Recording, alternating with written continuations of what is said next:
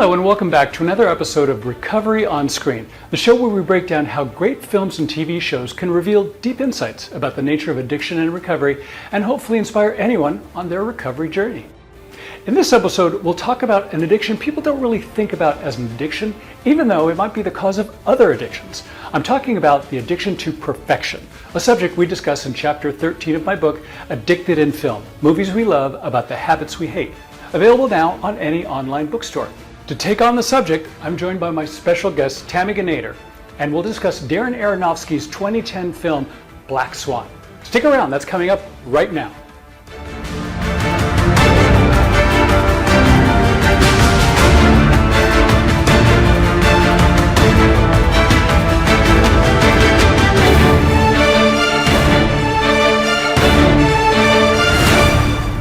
I had the craziest dream last night about a girl who was turned into a swan, but her prince falls for the wrong girl and she kills herself.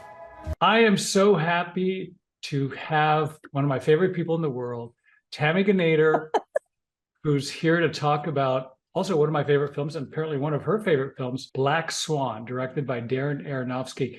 Tammy, welcome to Recovery on Screen, and tell us what you can about yourself. Tell our audience, tell the movie club members about Tammy Ginader, the Tammy Ginader story. Oh, geez, that's a long one. I'll keep it brief. No, I am a facilitator with Smart Recovery. It's how I met Ted. And I have been a facilitator for just about 5 years now. And I facilitate Smart Recovery meetings and family and friends. And I am someone who loves film. I podcast about movies and TV as well. So when you had this book coming out that melds together recovery related topics and movies, I was all about it. So thank you for your support. Yeah, we have that love and that commitment in common. I'm also a Smart Recovery facilitator, and Smart, as I mentioned in the book, Smart is a wonderful aspect of recovery. It's a wonderful option, and it's an incredible recovery community. So all of you listening to this, if you're in recovery or you're looking for a recovery option, Smart Recovery is a wonderful program, and it's helped lots of people. You can join Tammy's meeting. You can join my meeting. There are meetings literally all over the world, 24 hours a day. And that's my plug for Smart Recovery. But let's go into the topic of the day, which is perfection, addiction to perfection. And something I mentioned in the book, also in the chapter about perfection, is how perfection is actually could be seen as sort of like a meta addiction, like an addiction that causes other addictions. Do you think that's correct? yeah, I think so, or at least other maladaptive behaviors. And we see it definitely in the film. She has control over her eating, potential eating disorders or disordered eating in the film. There's some mental health issues as well that can be discussed about the film. But for perfection itself, I see myself as a recovering perfectionist. I really... throughout most of my life, I remember having panic attacks in high school over perfection and this idea of not just being perfect, but just, getting the best, being the best, and being at the top of your game. And this film is such a great example of that, especially in the dance world. Yeah, well, no, I agree. And I was like that too growing up. For those of you who haven't seen the film, it's a pretty basic story. It's a story of a lady, Nina, played by the amazing Natalie Portman, who actually would go on to win an Oscar for her portrayal of Nina, who's a ballerina who's competing for a coveted role as in Swan Lake. But to do that, she has to play the Black Swan and the White Swan, and she's not quite getting the Black Swan perfectly according to her dance mentor and the director of the show, played by Vincent Cassel, who is her sort of like her muse, but also her taskmaster.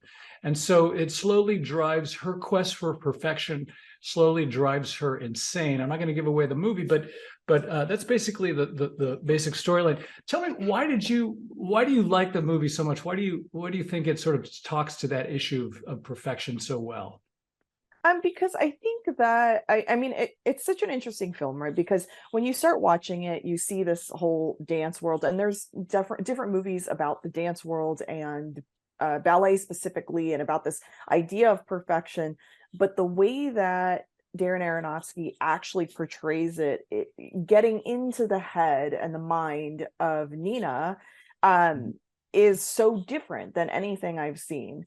And so, simplistically, you can take it as a ballet movie and this idea of what that culture is like, and that idea of perfection. But he takes it further and shows her relationship with her mom, her relationship around her potential sexual identity, her relationship with her mentor or the instructor, and also this idea of like, you get to a certain age and you age out of dance and what that looks like, and her coming to the defense of Beth, and at the same time wanting to take that position. So it's just so many things wrapped up in I believe Tim or Ted, you and I have talked about like discussing like Darren Aronofsky's film, and no matter how many times you watch it, you get something else out of it. And I just watched it again this week, and I'm like, oh man, it's just so layered. It's so layered. So Yeah, I agree. It's a wonderful film. Aronofsky is wonderful, and he is probably the most cited director in the book, because I talk about Black Swan, and I also talk about Requiem for a Dream, which is an incredible film. And if you haven't seen that film, that has its own chapter in Cautionary Tales, which is a story about heroin addiction, which is incredible. And then in a strange sense, his movie The Wrestler is sort of like a story of a guy who sort of like tries to achieve perfection and absolution in the crazy world of wrestling. And wrestling is a little bit like, in the same sense, it's identical to ballet. They're going for that same perfect performance, yet they're totally different things. And Aronofsky is about to come out with a movie called The Whale, which is getting a lot of advance buzz for Brendan Fraser, who plays the titular character, and it's about eating disorders and public perceptions of weight, etc. And so like I feel like I should probably send a copy of my book to Darren Aronofsky and say, dude, you got to plug this book, because it's like you're in it. You're basically, a lot of the book. Tell me a little bit about some of your favorite scenes about the film. I sent you a compilation of some scenes that we'd like to play during this interview, but tell me a little bit about some of the scenes that really resonated with you. I think one of the scenes that resonated with me, and not for personal reasons, but just because I thought it really brought together the relationship she had with her mom, is like the two eating scenes. So at the beginning, she's eating this grapefruit and they're talking about it, and oh, it's pretty and it's pink, and you can tell like there's this like, inside jokes with them. And so it's like it's healthy eating, right? It's this grapefruit. Mm-hmm. And then later on, out of celebration, her mom buys her this cake, and we've already seen her, purge and all of this stuff. So we know she's got issues around food. And then her mom buys her this cake, and her reaction is like, oh no, she's trying to be nice and kind and turn down the cake. And her mom gets real like upset over it, says she's going to throw it away. And it's just like this interesting look of food and her mom and the control. And she's 28 years old and living with her mom, which honestly, especially in the arts, you're not making a lot of money in dance, and unless you're like the prima ballerina. So she has to live with her mom, and her mom's relationship to living vicariously through her daughter, like all of these things. But yeah, those two eating scenes, I think, for me, because it really solidified their relationship. Yeah, I agree. I think the cake scene for me is one of the, as a screenwriter as well, you try to write scenes that have very small, subtle things, but that can like enliven in your mind a whole idea that, wow, there's so much more to this than meets the eye. And that's one of those scenes where Barbara Hershey says, fine, I'm just going to throw the cake away. Yeah. That just telegraphs the fact that there's probably like decades of weird issues around food. And that's one of the key aspects of the film. But also, her relationship to food, but also her relationship to wanting to be absolutely perfect physically as well. And so that's like how much exercise, practice, her weight gain or loss, and this is all thrown up into this blender of ultimate anxiety when all of a sudden this competitor comes into the picture, played by Mila Kunis. Tell me what you think Oh of like man. that whole dynamic with Okay, Mila. first of all, I love her and I love her character, but also I am someone who has been dancing for years, not ballet, but just Oh, have been dancing for like 17 years now. And so all of her stuff with her dance, whether it's her bones crackling in the morning and her doing those stretches, like all that stuff. Now, granted, I'm getting older, so everything crackles. So there's that. But just watching that, and then having this person who you've worked so hard with a specific company, with a specific group of people, and then having someone come in who clearly has no intention of being perfect. She is doing her best. She's a great, beautiful dancer. But she's got passion, which is not something you can teach. And that is not something that a perfectionist can typically have, as you see in this film. But Mila Kunis does an amazing job. I love her. I think she's gorgeous. And she plays that like effortlessness perfect. Yeah, and I'm glad you said that, because it's the whole idea of effortless perfection versus acquired or worked for perfection. And that's something that beguiles people, and it's the source of great anxiety. And in the book, I mentioned, as you probably remember, I compared it to what Tom Stoppard achieved in the play and then ultimately the movie Amadeus, where the court composer Salieri is, well trained, has been doing this for years, but he's reached a peak. He's peaked out in terms of his musical ability. And then Mozart suddenly shows up with this effortless, unbelievable quality performance. And it just completely drives him insane, because like, how dare God do this? How dare reality have me face the fact that somebody can be so effortlessly perfect, and I had to work for it, and I still didn't get that. And that's, I think, what is driving Nina ultimately insane in the film. But also at the same token, I also touched upon this whole myth of supposed expertise that that the mentor, the director, Vincent, is trying to teach or sort of push Nina in a direction of being the perfect black swan. And yet he's giving her sort of, I think, contradictory information, like, don't think too much, don't overthink it, but be perfect at the same time. Like, that must have been very difficult. And you, from a dance background, you must have sort of identified with that. Oh man, what a creep that guy was. I know. I mean, that's a whole other topic. It's just what a creep that guy is.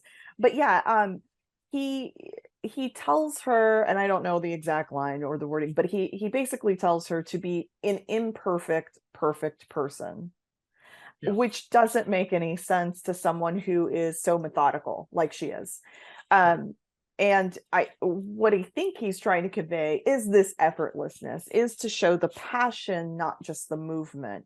And again, I have not gone into like something as precise as ballet, but like through movement, when you're trying to tell a story, it is really trying to convey an idea. I had an instructor tell me once, everything is dance. If you're eating, if you're moving, you're walking, everything can be dance. If you put a music behind it and people get something out of it, it's dance. And I really like that concept. That's what stays with me. But for ballet, it's so precise. It's not just the movement itself. He's telling her it's not just the movement, it's also the emotion. It's also all this thing that she doesn't connect with, which is a whole other layer to the movie, is she's learning to connect with that black swan idea, so she can be this imperfect perfect. And we see that visually when I'm sorry to spoil it, guys, but when she turns into the black swan, which is the most beautiful part of the movie. Yeah, it's so profound. And another thing that really struck me, and this movie was made before the Me Too movement, etc. But the relationship between Vincent, the dance teacher, and Nina is one of complete, it's misogyny, it's it's a complete control freak sort of way of a man manipulating a woman to conform to his view of what is passionate, what is sexy. I mean, what he's trying to telegraph is the fact that your black swan is okay, but it's just not sexy enough. Yeah. It's not selling the dark side of sensuality. And that is, in a sense, I find that it's purely a male construct, and it's very misogynistic. I find it's very male chauvinistic in a sense. And poor Nina's sort of like caught in that. In fact, there's scenes, tell me if you agree with that, and tell me how you, and I'm going to put some scenes where it's very clear that he's basically, in a sense, in a very Svengali-like sense, sort of like manipulating her to be the ideal sexual partner that he would want for himself. Yeah, and we know that this is a pattern of behavior for him because of Beth. Because of that character, she basically calls Nina out that you've been sleeping with him, or has he called you his little princess, which he does, eventually. Right. And it's so like jarring when that happens because there's so much going on in that last scene. So when he calls her that, it was like, oh my God, like he feels like he's created this being when it has really nothing to do with him. But that, I mean, he touches her, he kisses her in a way that makes her feel like, oh, maybe he's, interested in me, even though she's not interested in him. It's him showing attention, and that's what she's craving.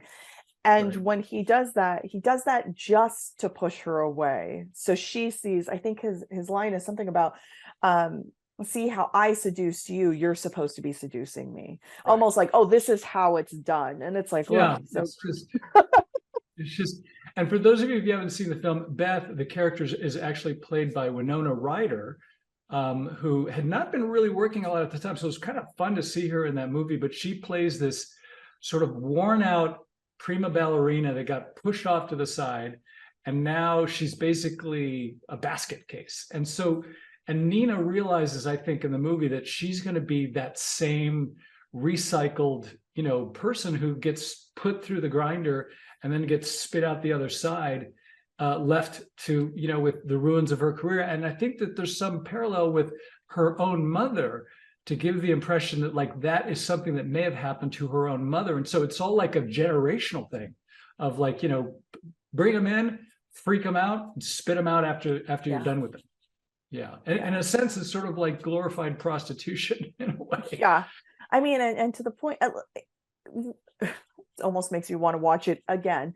But I watch it and I wonder too, how much Nina is absorbing of that idea of like, this is her moment. She knows she has a short time. That is not uncommon. She knows she's not going to be the prima ballerina forever, but this is her opportunity. And when she goes and steals Beth's items and she takes her things to be more like her, and then, having to jarringly see this accident that Nina was in, that Beth was in, and freaks out about it because like she kind of still sees Beth as someone like, well, she could maybe dance some more, because she's trying to think like, oh, maybe the longevity is longer than it actually is in that world. Yeah. It's there's, again, like if you haven't seen the movie, there's so many things happening in that movie that it's amazing. And one of the things I think is really interesting is sort of like the dynamic between Mila Kunis and Natalie Portman. They're very different actresses, very different sort of like, Nina, Natalie Portman is very much like a waspy sort of, East Coast buttoned up pragmatist, and Mila always comes off as sort of like a West Coast, very cool California, woo, let it slide. And one of the things that sort of like freaks her out is that she can sleep with anybody she wants. She can eat anything she wants. She eats a burger when they get together. It's like, I'll have an extra rare bloody burger with bacon and cheese on it. Like she doesn't care about her weight at all. Whereas Nina's like basically eating carrots. And another thing about Mila Kunis, I might say, actually Mila Kunis is actually in 3 movies in the book, which is funny. She's like, I did notice that. So between Mila Kunis and Darren Aronofsky, they're like, they should make a movie together, and then I should write about it, because she's in Gia as a child star, and then she's in 4 Good Days, where she does a wonderful job, and I'll be talking about 4 Good Days with somebody else about that. That's coming up for those of you who want to know about the family and friends dynamic in recovery, which I know you know a lot about as well. Yeah, absolutely. But talk a little bit about this sort of like the sexual ambiguity angle and the struggle that's going there. I mean, in the surface, it's not a movie about somebody who's discovering that she's bisexual or a lesbian. It's not even about that. It's something more, right? Yeah, to me, it was more just her exploration itself of her sexuality. She's that idea of control and that idea of perfection doesn't allow you to explore anything except to be super focused and to really repress any other emotions outside of that main goal. And I think that for me watching it, it's like Darren Aronofsky takes that idea of sexual repression and makes that more about the idea of perfectionism and getting out of that perfection goal setting idea. And so, yeah, there's definitely, you have an unreliable narrator in Nina. I'll say it that way.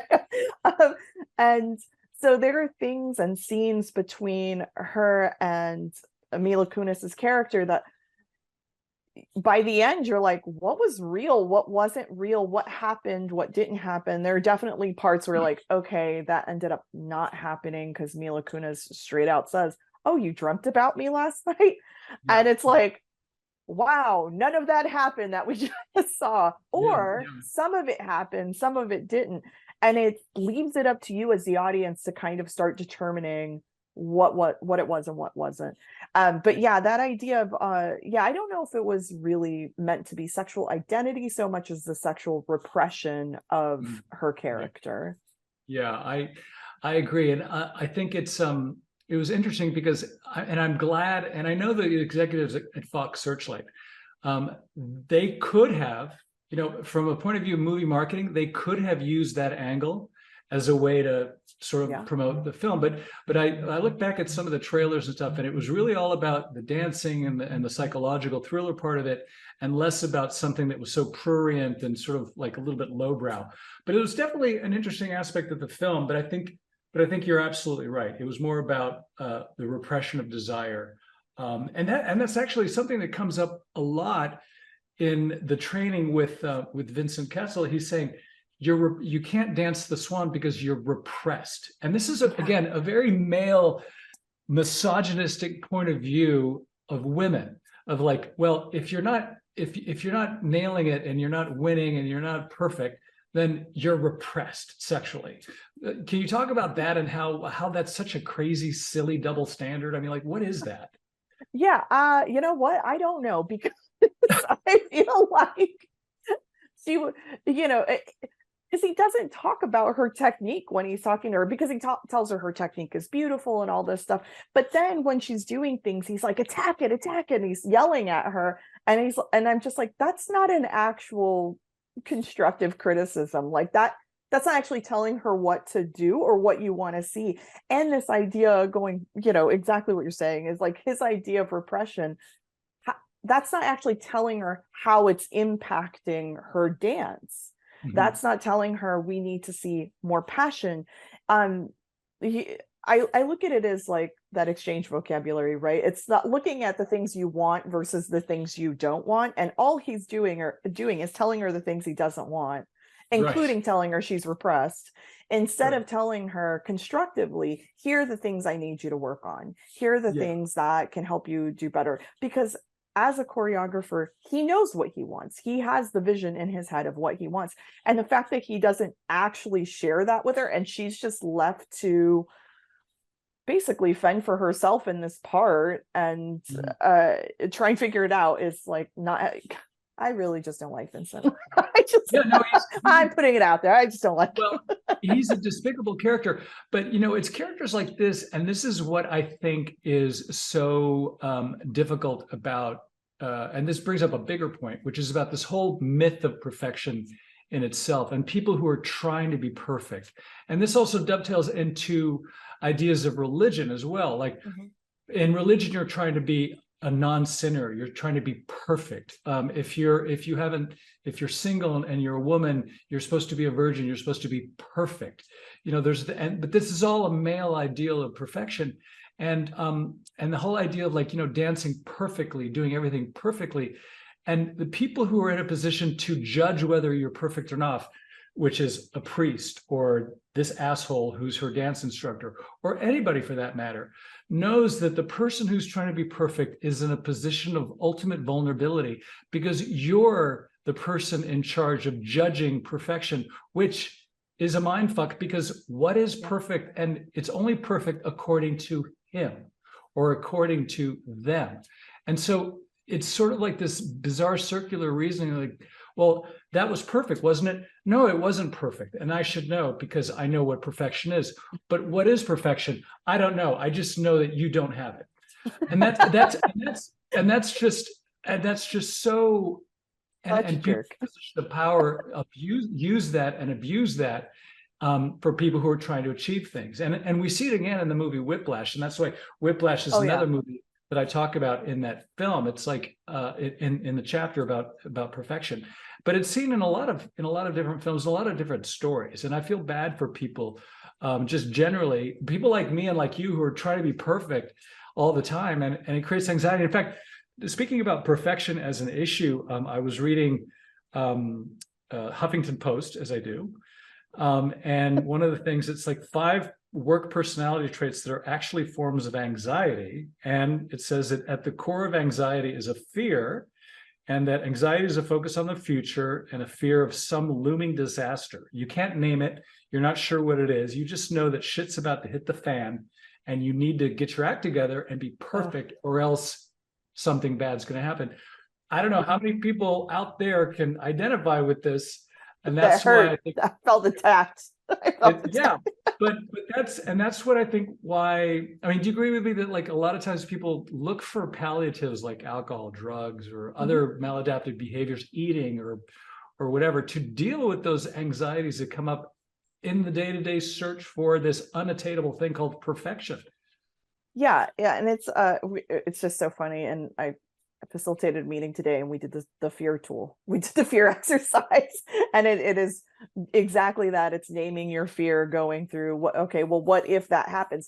And that's what catches people up, right? Because we're so scared of this idea of not being perfect when we don't know what that perfection actually is, or if our fear is even going to happen or not, and it holds us back from doing something healthy or positive.